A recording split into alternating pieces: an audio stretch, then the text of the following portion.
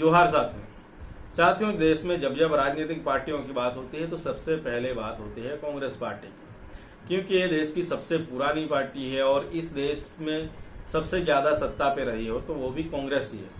और जब जब कांग्रेस की बात होती है तो हम बात करते हैं जवाहरलाल नेहरू की, इंदिरा गांधी की, राजीव गांधी की, सोनिया गांधी की और राहुल गांधी की। लेकिन क्या आपने कभी जाना है कि 1969 में 1969 में इसी कांग्रेस ने अपने ही नेता यानी कि पूर्व प्रधानमंत्री इंदिरा गांधी को कांग्रेस पार्टी से बाहर निकाल दिया था। तो आज इसी बात पे चर्चा करने वाले हैं कि क्यों इंदिरा गांधी को कांग्रेस पार्टी से बाहर कर दिया गया था, उसके बाद इंदिरा गांधी ने किया और हाल में जो वर्तमान में कांग्रेस पार्टी है वो कौन सी कांग्रेस पार्टी है।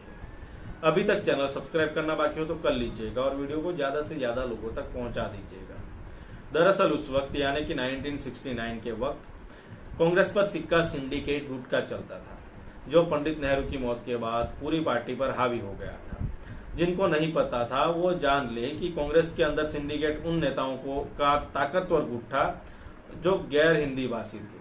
और नेहरू जी की मौत के बाद लाल बहादुर शास्त्री और इंदिरा गांधी को पहली बार पीएम चुनने के पीछे भी इन्हीं नेताओं का हाथ था। ज्यादातर नेता साउथ के थे। इनकी अगुवाई कर रहे थे कामराज, जो अब इंदिरा गांधी इस सिंडिकेट से टकराकर 1967 के चुनाव में फिर से प्रधानमंत्री चुनी जा चुकी थी। लेकिन सिंडिकेट के दबाव में इंदिरा को मोरारजी देसाई को डिप्टी पीएम और फाइनेंस मिनिस्टर तो बनाना पड़ा था, लेकिन वो सहज नहीं हो पा रही थी। हालांकि आप सबको ये जान लेना चाहिए कि इसी सिंडिकेट ने मोरारजी देसाई के ऊपर पहले शास्त्री जी को देश का पीएम चुना था और दूसरी बात सिंडिकेट ने इंदिरा गांधी को चुना था। हालांकि इस बार उनको मोरारजी देसाई और इंदिरा के बीच वोटिंग करवानी पड़ गई और इंदिरा ने बाजी मार ली। लेकिन इंदिरा अब रोजमर्रा के कामों में भी सिंडिकेट का दखल पसंद नहीं कर रही थी। वो उन्हें किनारे करने के मंसूबे बनाने लगी। ऐसे में इंदिरा गांधी को एक मौका भाग्य से मिल गया। अपना कार्यकाल पूरा करने से पहले ही तत्कालीन राष्ट्रपति डॉक्टर जाकिर हुसैन की मौत हो गई। वीवी गिरी उस वक्त वाइस प्रेसिडेंट थे। उनको कार्यवाहक राष्ट्रपति बना दिया गया।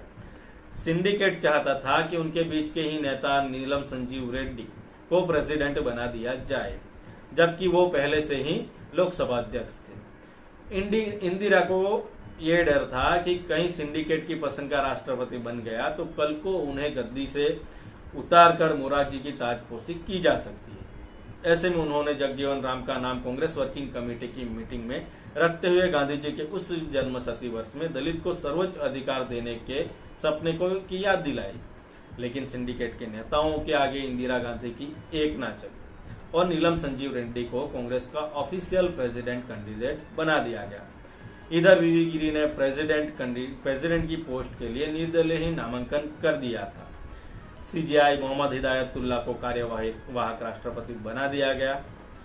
सिंडिकेट ने यह भी ऑफर किया कि गिरी को लोकसभा अध्यक्ष बनाया जा सकता है। इसमें माना जाता है कि गिरी को खड़ा करने में पर्दे के पीछे से इंदिरा गांधी की ही भूमिका थी। इंदिरा ने अपनी चाल चली और बतौर लोकसभा में के कांग्रेस सदस्यों का नेता होने के चलते कांग्रेस सदस्यों के लिए व्हिप जारी करने से साफ मना कर दिया। यानी अब खुला खेल फर्रुखाबादी हो चला था।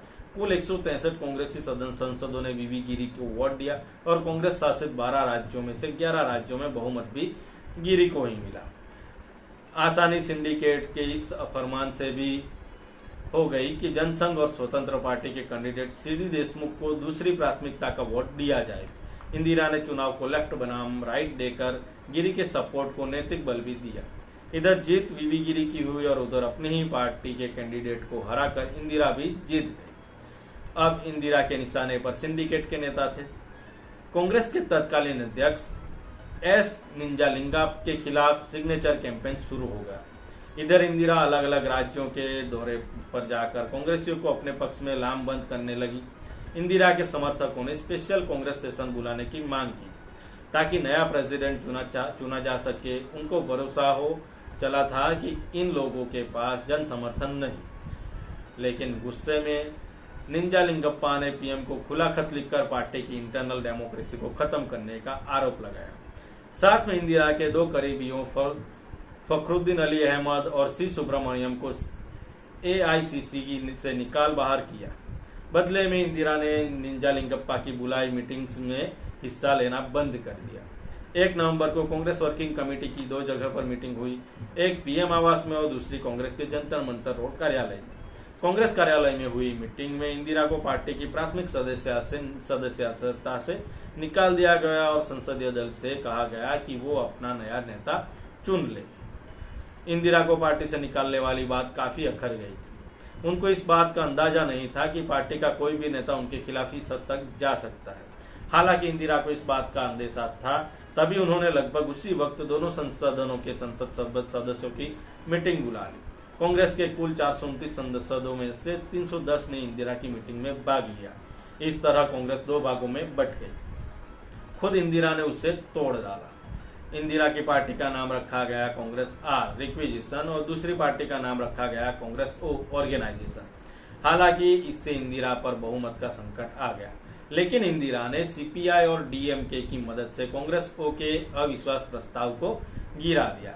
इस तरह से इंदिरा को सिंडिकेट के कई नेताओं कामराज, निंजलिंगप्पा, एसके पाटिल और मोरारजी आदि से मुक्ति मिल गई। इस घटना के बाद निंजलिंगप्पा ने एक्टिव पॉलिटिक्स से संन्यास ले लिया और समाज सेवा के कार्यों से जुड़े रहे। इंदिरा गांधी को निकालने का फैसला लेने की उन्हें इस कदर कीमत चुकानी पड़ी कि लोग ये भूल गए कि तिब्बत के लोगों के पुनर्वास के लिए सबसे ज्यादा जमीन उन्होंने सीएम रहते दी थी, जहां 4 बड़ी कॉलोनियां या कस्बे तिब्बतियों के लिए खड़े किए गए। तभी तो 2011 में उनकी प्रतिमा का अनावरण करने खुद दलाई लामा वहां आए थे। सबसे दिलचस्प बात थी कि 12 नवंबर को इंदिरा गांधी को पार्टी से निकाला जाता है और 19 नवंबर को उनका जन्मदिन था, लेकिन जन्मदिन आते आते इंदिरा गांधी ने संकट को बेहतरी से संभाल लिया था।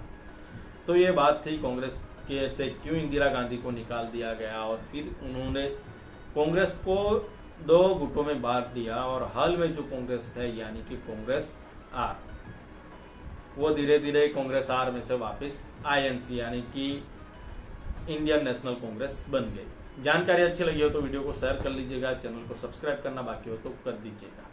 मिलेंगे ऐसे दूसरे वीडियो में, तब तक के लिए जोहार।